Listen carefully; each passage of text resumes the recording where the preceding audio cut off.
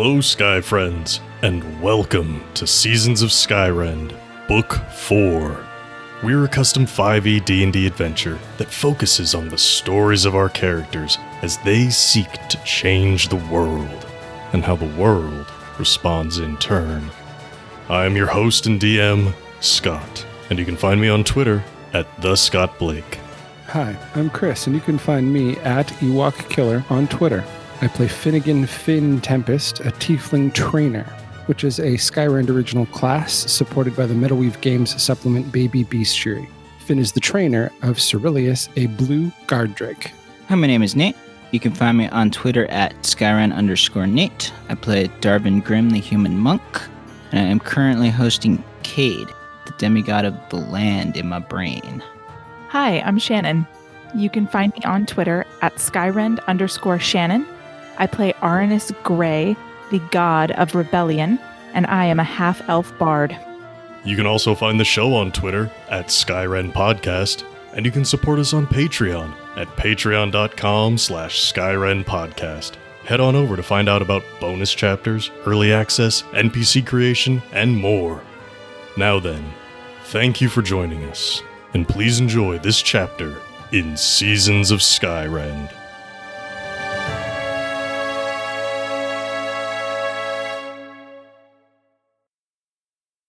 Stopping at the Duke's Lament has provided more than a chance to rest and recover. The tiny fiend Rystos has given Arannis and Darvin a chance to practice using some divine abilities. Darvin may just be channeling Cade's power, but the two of them have been able to work together with some success. Meanwhile, Arannis has learned to focus some of his newfound divine power into his own spells to make them more powerful than before. The first real demonstration of this came in the form of removing all of the lingering effects of the Withering from Cyril, Tempest's Drake companion. Not being one to miss a chance to prove his musical talents in front of his bard idol, Tonk Maggle was quick to put on a show in the tavern. Unfortunately, he just couldn't seem to get into the rhythm of the music. Embarrassed, the young gnome retreated to the animal pen to play for the sheep and goats, finding them a much easier audience. The other members of the party have taken the time to dress their wounds and enjoy a warm meal. The bartender, Tenacia, is happy to host so many new and smiling faces, a welcome change from the relative quiet that the tavern tends to have. Besides the travelers that stop for a meal or a night's respite, her only company is the tavern's elderly and withered owner, the dwarf Duke Everheart. His body is emaciated and ossified, leaving him only able to speak and drink. Without the party's intervention in the capital, he was surely weeks away from death. But now, having heard of Arannis' part in Cyril's recovery, he wants to know if he can be healed as well. Needing the night to recharge, Arannis promised to try in the morning. Having made camp outside, near the animal pen in the squash fields, you spent a peaceful evening under the stars and ocean branches, with only the sound of the wind and an occasional bleating of a goat breaking the silence. You awake in the morning, before sunrise, to a fluffy-faced sheep digging through your open packs and your belongings strewn about. What do you want to do? Okay, sheep, move along. I try to kind of pull my pack back from the sheep. I'm like, get away. Oh. Like, nosing through. You can roll animal handling if you like. I'm going to start off right away with a dice roll. Let's see if the sheep wants to listen to you. Oh, God. It won't. But I'll try. You said you wanted to do this, so. Why do I never roll animal handling? I have a good bonus. I guess we roll it with the horses a lot. When you were riding the horses individually. Oh, it's going to be a good night, everybody. I crit. Nice. It comes to a 27, if that matters. I think it matters, but I think the crit matters more in this in this instance and in most instances. So is this just talking to the sheep? Are you handling the sheep at all? What's up? You tell me. You crit. Tell me how you're interacting with this sheep. I want to. It really the goal was to as gently as possible kind of move it away from the packs. Okay, there's no food for you here. Just go that way, Mr. Sheepy. You're very cute. Don't eat that. Thank you. The sheep immediately pulls back from your packs. Nah. Pulls back. Oh my god. Let this thing with the sheep be over soon. No.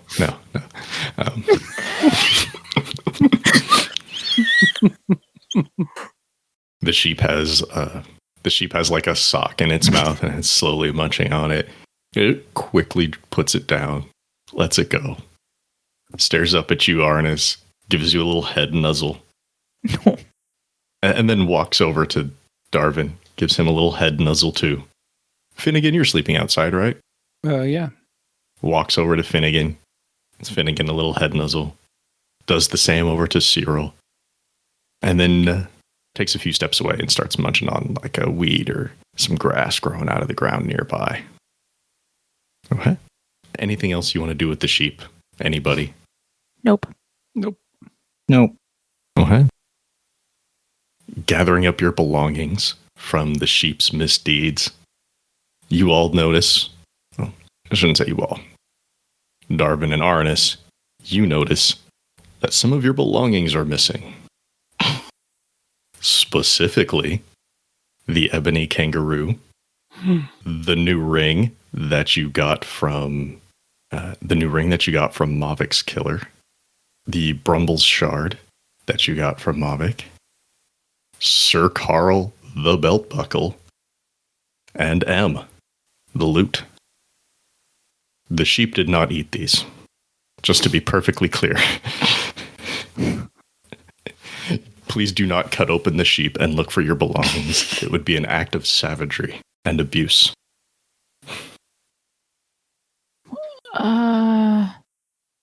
Does it look like anybody's been around besides the sheep? You can roll an investigation to find out. Or a survival, since you are camped outdoors. Suppose you could do some tracking type stuff. Survival, please.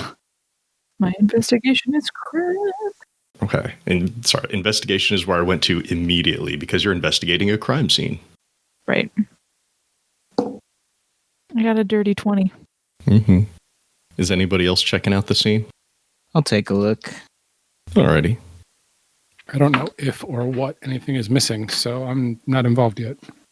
I also got a dirty 20. Well, hey. Did you also roll survival or did you go investigation? Investigation, sorry. Alrighty. So I think between the two of you, Darvin and Arannis, it takes a while to discover because the signs are small. And it looks like a very small set of footprints have been about your packs and pulling things out. And the sheep was merely taking advantage of the mess to go looking for some food. Do I see a direction that the prince went, or? No, you don't. With the 20, you can tell that these footprints are only immediately around your bags, and they do not go off anywhere. And they're very small. Very small. I shout as loud as I can, and I don't care what time it is in the morning. Ristos! Are you shaking your fist? Yeah. It sounds like you're like, Ristos! Yeah. God! Hey. Fool took my loot, so yeah, I'm pissed. I mean, I have another one, but M's special. Mm-hmm. Got to give the guy credit, though. I mean, he stole your belt off of you while you were sleeping. That's pretty impressive. Right? He's a little guy. He's got little hands. Plus, who knows what else he can do. So, Arannis, you shout out Rystos' name. Mm-hmm. Darvin, would you like to do anything? I'll help shout out, right? No, I'm just kidding. No, I'll let Arnis handle the shouting. Okay. So Arannis shouts out for Rystos, assuming that he is the one behind this. And from within the squash fields, about 50 feet away, you hear Rystos' voice. He shouts back, "Good morning! If you're all ready to attend, it's class time."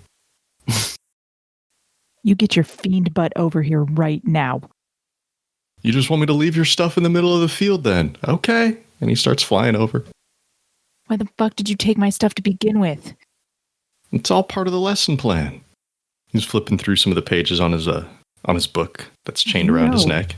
That if you need my stuff, you should ask first and not just go stealing people's shit in the middle of the night and then leaving their bags open to be eaten by a fucking sheep. Hey, you be nice to the sheep. What did he do to you? He took advantage of the mess you made of my crap and started eating my socks.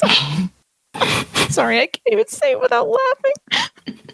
At this point now, I've been roused from my sleep and I go, "Oi, is there a thief in the group now?" No. No, he stole my shit, but it's all right over there, apparently. Hey, by the definition of thievery, taking something without permission, it ain't right. Try telling him that. Well, I can tell him. He's Just right how here. How hard would you like me to tell him? Oh, don't. Then. Well, the child needs to be taught a lesson. The child. Well, if it acts like a child and it walks like a child, then it's a child, does it not?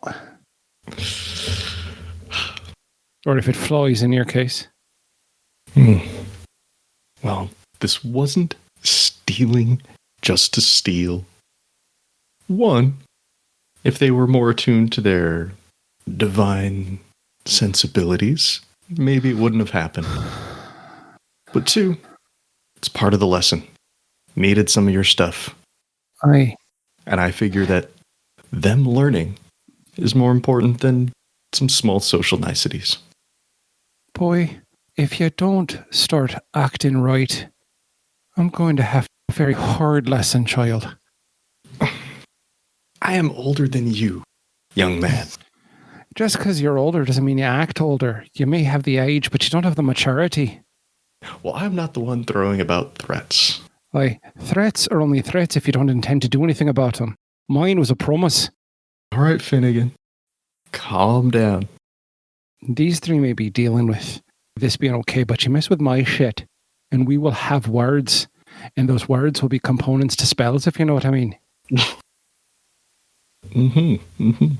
I do. Loud and clear, Finnegan. Here's the thing, Rystos. The next time you need some of my shit to do something with a lesson, it's common courtesy to just ask. You take my shit in the middle of the night and I'm going to think that you're stealing from me. That's just how it works. So, why don't you just wake me up in the morning and say okay, we're going to need some things of yours for whatever the lesson is today. It's fine. But you can't just take my loot, man. You can't just do that. That's not a thing. I will flip my shit on you if you do that. You can't do that. Okay. Calm down. Dude. Fuck off. You're making it very hard to teach you. You're making it very hard to be around you. That aside, would anyone care to come and learn something? Finnegan, you're more than welcome to join us. You might have use for some of these items yourself one day. Oh, well, I'll join you. I'll be keeping an eye on you. I will, but you consider this a warning. You take my shit again for the purposes of quote unquote teaching me something, and I will smack your ass to the ground. Fair enough. Not the first time I've been threatened by a god. Fair enough. So, Rystos will lead you over into the middle of the squash field here, for the lesson. Just a reminder, the things he borrowed from you all. Pouchet, the ebony kangaroo. M, the very divine lute. Sorry, the very fine magical lute. Arannis is the divine one. Although what M is or isn't, we haven't fully discovered yet. The ring that was used to kill Mavic. Brumble's shard that was on Mavic's body. And Sir Carl's belt buckle, including the belt. So I guess unless Arannis is wearing his very tight pants, he has to hold them up as he walks out into the middle of the field. Yep. Well, again, from the top. Good morning, sleepyheads. Good morning, jerkface.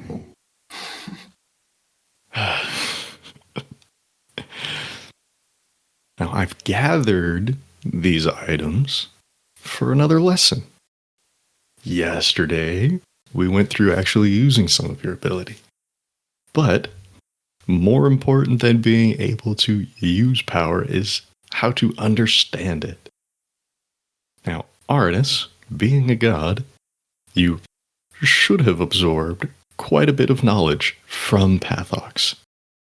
Unfortunately, things did not go that way. And Darvin, Cade has quite a bit of knowledge, whether or not he knows it, which perhaps you can tap into as well. Finnegan, this is just a nice little lesson for you. You can understand what these folks have, and maybe you'll know what to expect. Now then, Rystos closes the book, lets it dangle around his neck. With a wave of his hand, your 5 items float up from the ground. Just on display. He's not doing anything with them at the moment. So, we've got 5 items here. Quiz time. Pop quiz time. Which one of these is currently the most powerful item you have? So glad I don't have to play this game. You can answer if you want. I mean, you'd be taking more of a guess than the other 2 would be, but... Oh my god. Okay, wait a minute. The most powerful. Wait a minute. Mm-hmm. It's the kangaroo, the shard, Yeah. M, Sir Carl. What's the 5th thing? The ring. Oh, the ring. Okay, right. Thank you. I'm going to go with the kangaroo. Darvin? That's actually my first guess, too.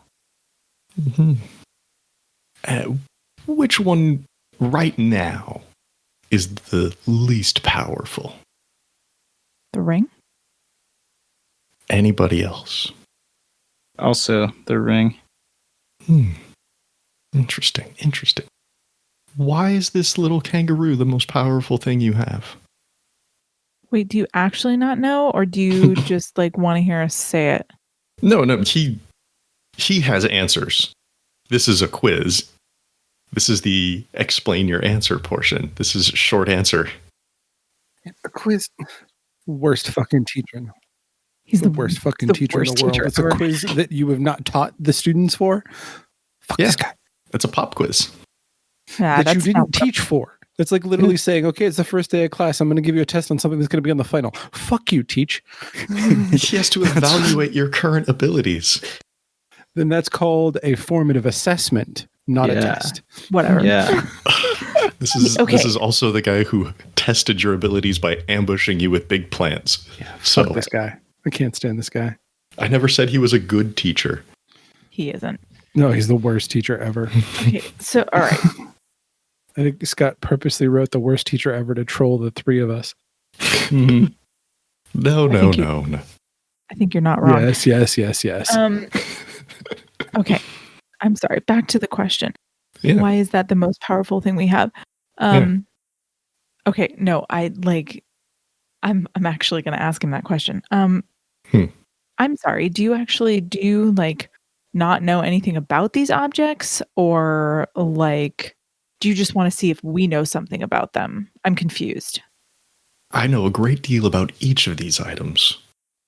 My goal here is to determine how aware you are of the abilities of the things in your possession. Well, there's a thing. Okay. So the kangaroo seems to be imbued, I guess that's the word, with the like soul or essence or something of a fallen god. Darvin, why did you pick the kangaroo? The same reason, I promise. Okay, Darvin. Okay. Darvin, which god? Which is the fallen god in the kangaroo? Mm-hmm. If you're saying there's a fallen god in there. Name, specialty. What do you know? Kiri. Was that his name? Mm-hmm. That was the god's name?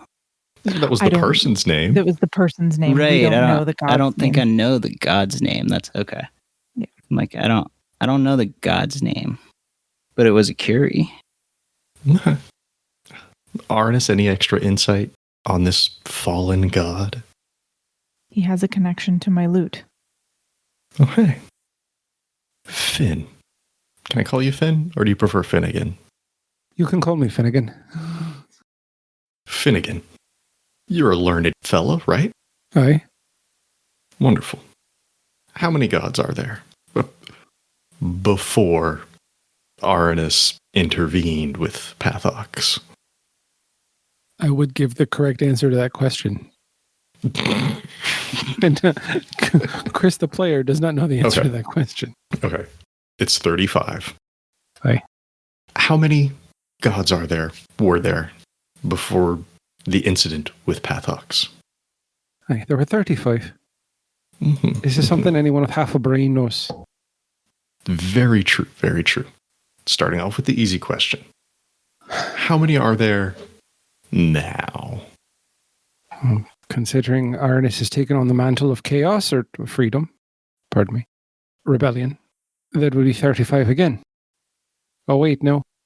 We lost some.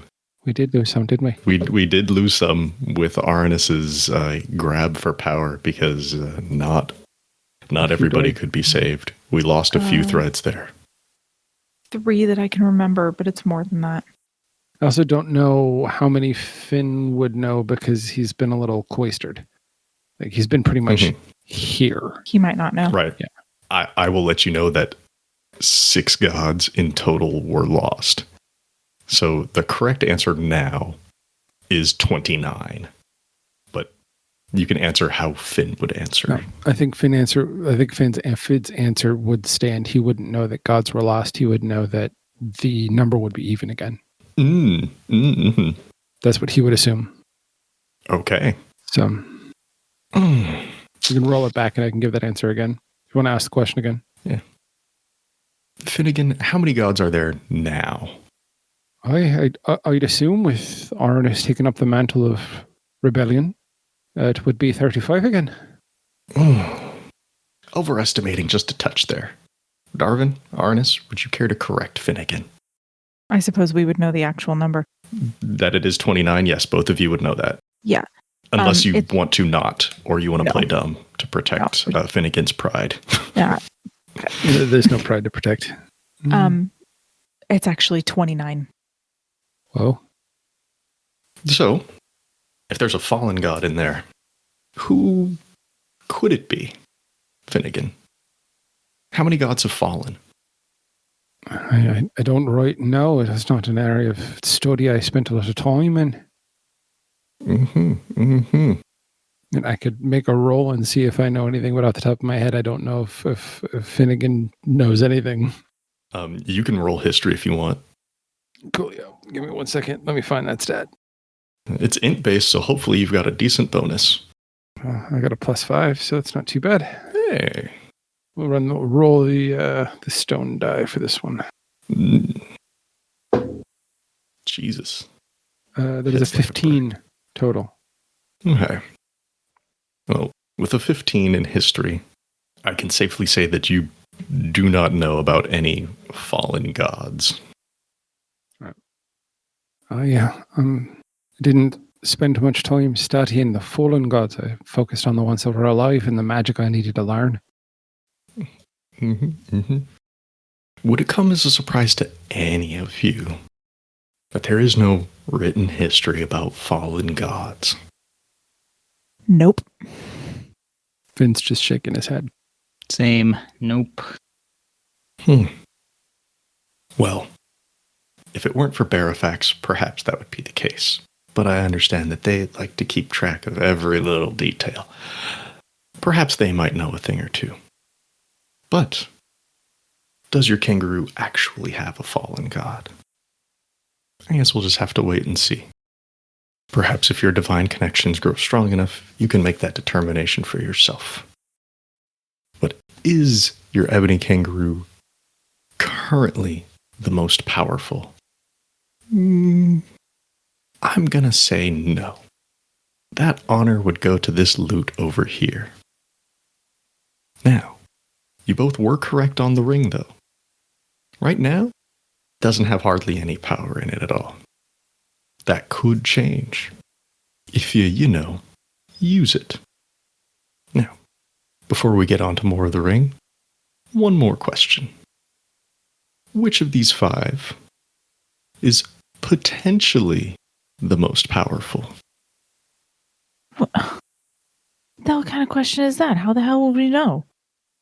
It would be either the ring or the shard. I mean, as a player, that would be my logical guess. Well, yeah, me too, but like... Which one, how the heck am I supposed to know properly that? used, trained, etc., could be the most powerful, could overtake M?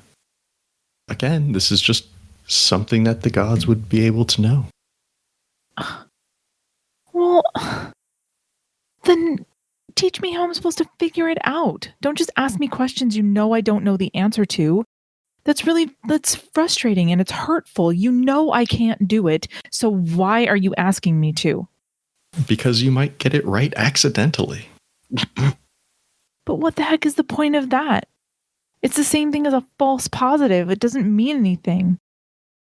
It means you might have good instincts. Okay, well, fine then. Based on what you said, then I'm going to guess the ring. Darvin, Finnegan, care to weigh in? Yeah, I'm gonna guess the mantle. The shard of Brumble's mantle. Yes, sorry, the shard. It's a good guess. The mantle shard. These are safe guesses. If the ring is what I think it is, that it has definitely the most potential. Ooh, Finnegan, what do you think the ring is? I have seen a few rings of spell storing in my time. Well, let me just say that this ring puts those to shame. And depending on how you use it, perhaps this ring could be the most powerful. But it would take proper use and more than a fair amount of care. Caution, I should say. You don't have to care for the ring. You don't need to polish it or speak nice words to it or anything. Don't worry. Well, the question then. If this ebony kangaroo does indeed hold a fallen god, why would a ring be more powerful, potentially, than a god? I don't know. You tell me. Because the god's stuck in a fucking kangaroo?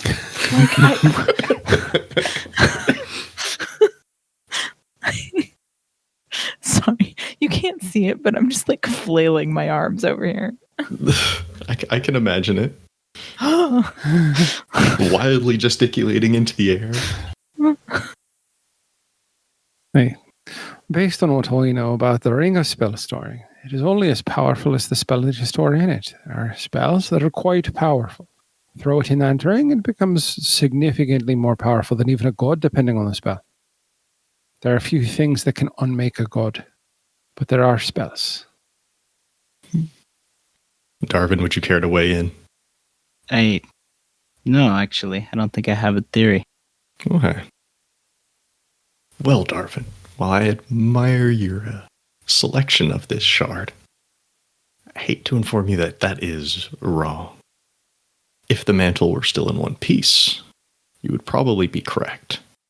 But as this opaline shard, it is unfortunately quite limited. And in fact, once you use it, it would be the least powerful thing that you have. Valuable, sure. I mean, it's pretty. It's durable. Okay. Well then, who can tell me what the ring actually does? Finnegan was close. Chris, I do not honestly know if Finnegan knows the identify spell. I can check. Give me a second. Yeah. Because that would be the only way to flat out know at this point. I do, but it is not a spell I normally prepare, so I would have to cast it as a ritual, and I think you would notice me trying to focus on it for 10 minutes. And I think Rystos would lose his patience. Okay. No? Anyone? Can anyone tell me exactly what the ring does? No, because none of us have actually had time to investigate it yet. Well, I guess, and I think at this, I'd say, I would say, well, I could if you give me some time with it. All right. I'm more than willing to let Finnegan show off here. Rystos will become impatient, but I will definitely want to respect the player action here. And if you want to take the time to cast this as a ritual, so that's going to be like a good 11 minutes that we're waiting on Finnegan. While you're casting this, let's see, that leaves us with the kangaroo, the lute, the shard, and Sir Carl. Rystos says, Arannis, please put your belt back on. We do not need Sir Carl for this demonstration anymore. Thank you. And I snatch the belt up. It's just floating in the air. He's just levitating each of these objects. Huffy the entire time I'm putting it on. Don't get me wrong, Sir Carl is wonderful. It's a fancy belt buckle. And you've certainly empowered it more. Somehow. And Darvin, if you would like to take your kangaroo back, unless you would like to summon it and we can get a first-hand look at what he can really do, you may. I'll just take it back for now. Okay. Arannis, you can have M back too. He's really only concerned about the ring and the shard at the moment, since we don't know what those items do. Okay. I should say you all have a general idea of what the shard can do. It's to basically make something magical or boost something's magical abilities as a one-time thing. So as you're getting your other stuff back, Finnegan, what does it look like as you cast this spell as a ritual? I think, I studied at wizard school, so, I pull out, I don't know what the components of the spell are. Let me look it up real quick. Ooh. I mean, if they're really obscure, I'm not pulling them out. I'll use my wand, but...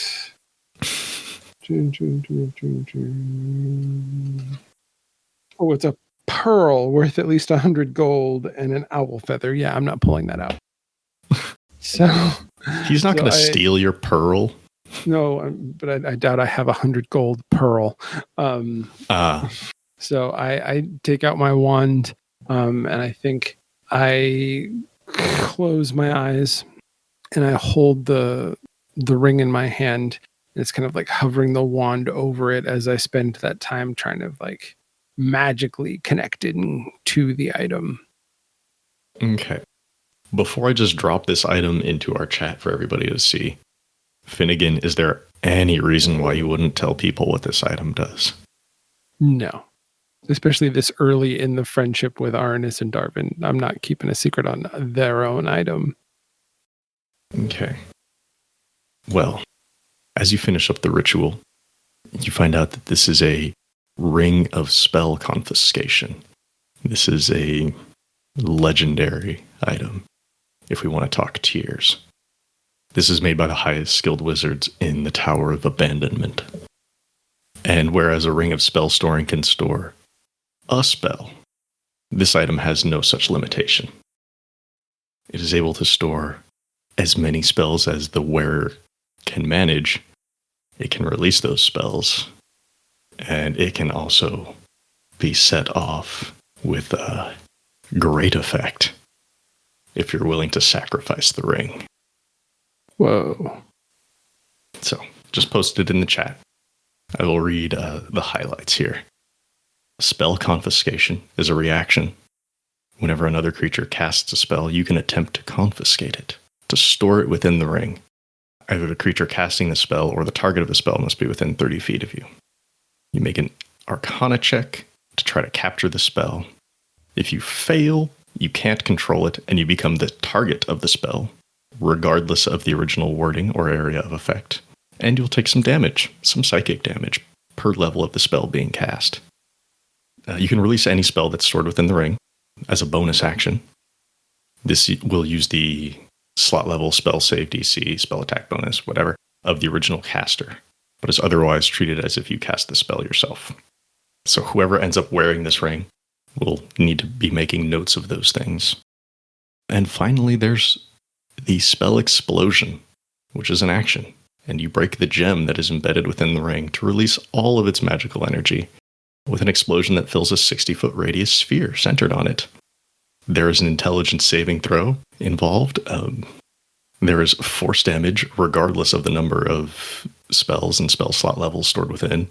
And then there is increased damage for every level of spell stored within the ring. Holy crap. That's one. Once broken in that fashion, it loses all magical abilities until properly repaired. Replacing the gem and having a wizard actually do the work on it, you would have to go to the Tower of Abandonment pretty much to repair it. Unless, I don't know, somebody was a god. But it is very dangerous. It's 4d12 force damage on a failed save, or half as much on a successful one, and that increases by 1d12 per level of spell slot within the ring. This ring does not fuck around. No. Currently, there are no spells stored within. Power word kill was the only one in there, and that took out Mavic. So right now, the ring, not very dangerous, but potentially very dangerous. I guess I can describe its appearance, which is up there in the description. It's an exquisite ring made from delicate gold-like fibers, and the golden threads are interwoven to create a series of hands grasping towards the center, which contain a color change fluorite. The gemstone is normally a vivid green, and it shifts to a brilliant purple as the ring gains more spells. So currently, it is green. All right, Finnegan, you just discovered all this through your ritual. I definitely share this with the entire group. Mm-hmm. What do people think? That's pretty neat. I think Rystos will say, who wants to wear it? Wear it.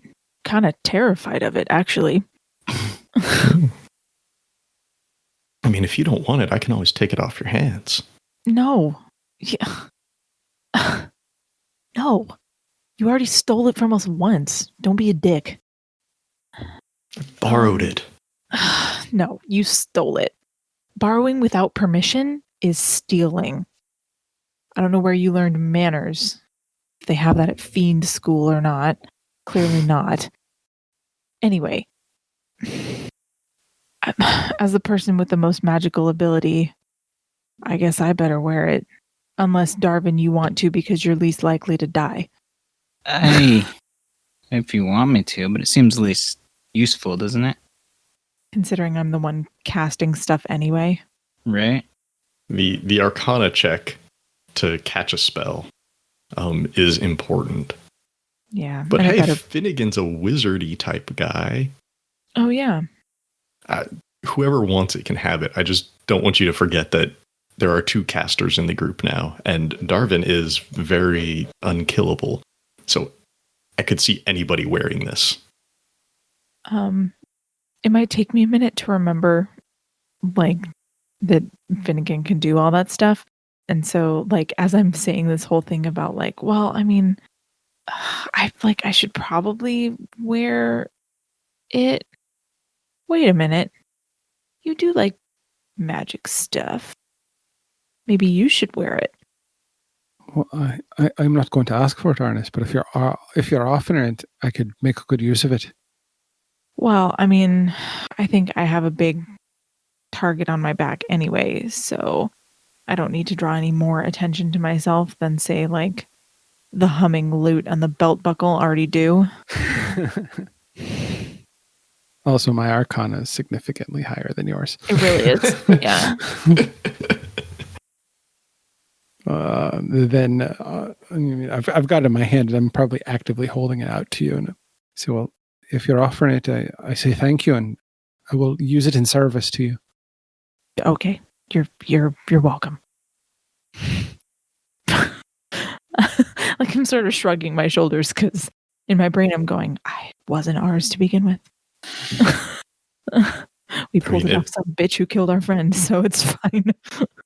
It went from one rich asshole to another, and now to a tamer. Yeah. All right. Yeah. Okay. And since people already know what the shard kind of does, I'm going to drop that in there. Also, because it's really just a matter of how do you want to use it. And I think that's how Rystos chimes in. You have this shard. You've been carrying it with you for a little bit, but you haven't used it yet. Don't you want to make something better? What's holding you back here? Trying to figure out exactly what to do with it. Darvin, your leg sword could be more magical. Right, the leg sword. I keep forgetting that the leg sword and his like acid sword are two different things. They are. It's not a terrible idea. You could make your bow more magical. You could make your clothes more magical. They aren't magical at all right now. You could make your shoes magic. You have this potential between this ring and this shard, and you aren't using it. The shard, again, is way more flexible. It's just a matter of what you want to put it in. And if you just want to use it as a makeshift magical dagger, also possible. But something tells me its greatest use would come from enhancing something else. Or Darvin, we could just shove this thing right into your fist. Make my fist magic? Even more so, yes. Well, technically they already count. I see, you're right. More magic. That sounds kind of freaky. You can shove it in your head, too, if you want. Make my head magic? That'd be cool. Those pendants ears, we could make those better. No. Although, those would be pretty OP. You don't have to use this now, but Rystos wants to bring up the fact that you have these things and you're not using them. This is my problem, is like I feel like there's like so many options with that I'm like paralyzed by the choice of trying to figure out what to do. Because it's like, well, we could like add it to things and it would probably like do more damage or do like some sort of crazy kind of damage, or like we could add it, to like my armor and like up the armor because I don't have magic armor anymore. You could make a magical shield. Pretty much anything you can wear, you could turn it magical, like a necklace, a ring. That ring that you just got. Oh, God. Sir Carl. More powerful. M, the ebony kangaroo. It could be mundane now, or it could already be magical. But Rystos is just disappointed that you're not smart enough yet. Like, no divine knowledge between the two of you. Some instincts, but also just you're not using what you have. So not only does Rystos get to be me being a bad teacher for you guys, but he also gets to voice in-world. Okay, I'm gonna as he's like talking about this thing, I'm gonna go, see, Rystos, this is actually our problem. Because there's so many options when it comes to this thing that like I, for one, and Darvin can speak for himself, but like I, for one, I am genuinely paralyzed by the choice of what to do with this. There's so many options that I literally cannot figure out what to do. Use it to make Carl stronger. He's already godly strong because he went into the fucking bulb with me, or the belt buckle did. So he's already like glowy, crazy, whatever. Kind of like the idea of adding it to M, but I don't want it to do something weird to her. So, is this a fear thing? Are you afraid of acting? Are you serious? Did you like literally not hear like everything that I just said? There's too many options, man. Darvin's leg sword, my loot, my armor, anything else. Darvin's fist. Like, we can add it to anything. And I literally do not know what the best choice is. And so I just can't figure out what to do. Add it to your tight pants and make them magical, sexy tight pants. Yeah, magic tight pants. I'm sorry. Have you seen these tight pants? They are already magical, sexy tight pants. God. And if you didn't think that's how I was going to answer that, you don't know Arannis at all. I hate you so much, and yet I love you also. Self-tightening tight pants. They don't get any tighter. They're always exactly as tight as they need to be. Exactly. Darvin, is this your concern too? Just too many choices? Yeah, paralyzed with indecision. Afraid of making the wrong choice is what it sounds like to me. Exactly. Which makes you just as good as any of the other gods, really. Nice, we're doing great. I mean, you're doing great. So then if you're so exasperated by it, just tell us where to put it. You can give it to me. No. No. I don't want to make that decision for you. I don't have to. It's not why I'm here. But if you're not going to make a decision, fine. Let's go get some breakfast. No. I smelled some biscuits in there. You're so mopey. He's not mopey. He's just tired of God bullshit. Hey, well then why is he here?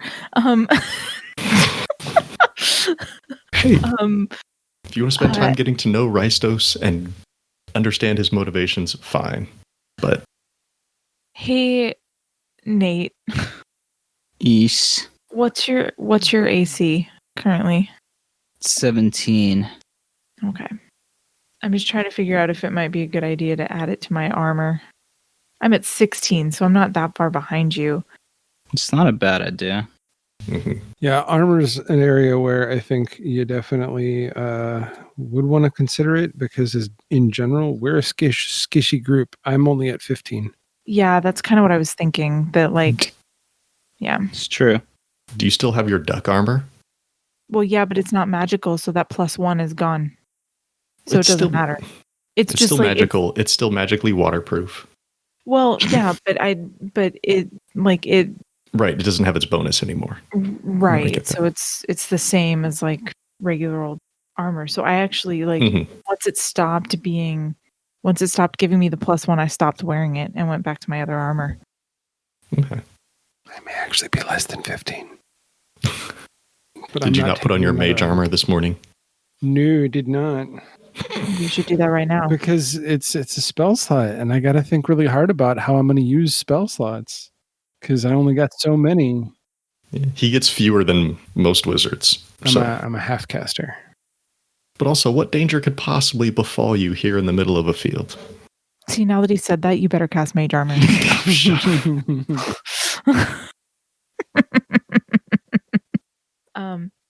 Okay. Yeah, it's only all right. 12. Rystos, you want a decision? Here's a decision. It's going on my armor. What do we do? Oh, you actually want to do something with it? Do I just stick it on there? What do I do? Well, as the shard is worded in its item, it can be used to augment any object or creature, mundane or magical. Doing so grants it a permanent magical ability. As an action, you can perform the augmentation by holding the shard against the intended target while focusing on the transfer. Once used in this fashion, the shard is drained of all magical power. It does stay very beautiful, though. So you could physically attach it to your armor if you want, or you could just use it to do the transfer. It is some bling, so you could show off, but I know you tend to wear performance clothes over your armor. Yeah. Your call. We'll just do the transfer. Okay. What type of benefit are you trying to get out of this? I would love a boost to my armor class. Okay. Seeing as this magic originated from Pathox, god of chaos, as you're doing this, let's have you make an Arcana check. Oh dear. 25. Okay. What color does this turn your armor? You'll get a bonus. I'm starting off with the fun bit. Purple, just like everything else I do. Just like everything else. Okay. I didn't know if you wanted it dark opalescent color, like the shard itself, but purple. It'd be a matching set, man. I know. To match the belt buckle. We're getting into the most wonderful part of loot collection, and that is dyeing your outfits. So it's going to turn your armor purple. What is this, leather armor? Yes. Studded armor? I forget. It's studded leather armor, yeah. Studded leather armor. Do the studs change color too? Ooh, now there's a question. I wonder if they might turn that more like opalescent color, like the armor itself kind of turns purple, and then there's like kind of this dark opalescent quality to the studs. That black opal. Yeah. Okay. It feels like pretty like metal armor for Arannis to have, but we'll go with it anyway. Kiss ain't got nothing on Arannis. Apparently not. I just figure if you're up in one of your pieces of clothing, might as well make it fun to look at too. Heck yeah. So as you transfer this and you notice your armor changing color before your very eyes, it also gains an AC bonus. Permanently making this magical armor. You now have a +2 to your AC. Yay. Sorry, I was writing. Which officially makes me the squishiest. At 12. Very squishy. And me the second squishiest. But I hide far away. Like very, very far away when I fight. So Artist, what does that make your AC now in this armor? 18. Damn, Nice. Arannis. You're like a level 1 fighter. I know, right? For a bard, that's pretty good. Mm-hmm. Okay. Before Ristos does anything else, I wanted to drop a couple things else into the chat. These are the things from last time. Ooh. The first one there is for Darvin. The other two are for Arannis. These are your divine abilities and features. Have a look at those at your leisure. Not sure if we'll be needing them this time or at this very moment. You could surprise me. But let me know if you have questions on those things. So, as Arannis is using Brumble's shard to enhance his armor and look even more fabulous, Ristos is looking pleased. Finally, using some of what you have. It's the first step to being a better god. Now, unless you would like any more practice against some of Brumble's newest children, we can head inside. I, for one, am famished. Yeah. I had a pretty rude awakening to a sheep eating my socks, so like breakfast would be good before I get even more snippy with you. Well, does Arannis get hungry? Apparently. So, no one wants to fight any more plants today. No. I don't know. That would just be showing off at this point. Fire burns it. But now you're in the squash field, and unless you want to cripple the Duke's Lament supplies, maybe don't put up a giant wall of fire. Yeah, no, that's not happening. All right. All right then. If everybody's done having a chance to show off what they don't know, we can wrap things up here. God, this guy is so Dude, don't be a jerk. bad. Maybe keep a close eye on that loot, on that little kangaroo there. I'm fascinated to see what might happen with them. And with that, we'll bring this chapter to a close. But the story will always continue. Thanks again to all of our Patreon patrons for your support. If you'd like to become a patron, go to patreon.com/Skyrend podcast and pick out a level that's right for you. Before we go, I'd like to give special thanks to everyone at the $5 and up tiers. At the $5 City Council level, thank you, Shannon DeMello. At the $10 Mayor level, thank you, Christopher DeMello. At the $15 Governor level, thank you, Paul Calicott, Phoenix Bryan, and Sierra Jones. Thank you for listening to this chapter in Seasons of Skyrend. If you like what you heard, please leave us a 5-star rating and review on Apple Podcasts or wherever you find us. If you want to chat, we're on Twitter at Skyrend Podcast. You can join our Discord server, or you can email us at skyrendpodcast@gmail.com. You can also find us online at skyrendpodcast.com. As always, thanks to Daryl Barnes for creating our theme music. You can find them on Twitter at DarylBarnes_. We also want to thank the talented at Gabby_Desu on Twitter for our fantastic podcast art. Thanks again for joining us. We'll see you next time on Seasons of Skyrend.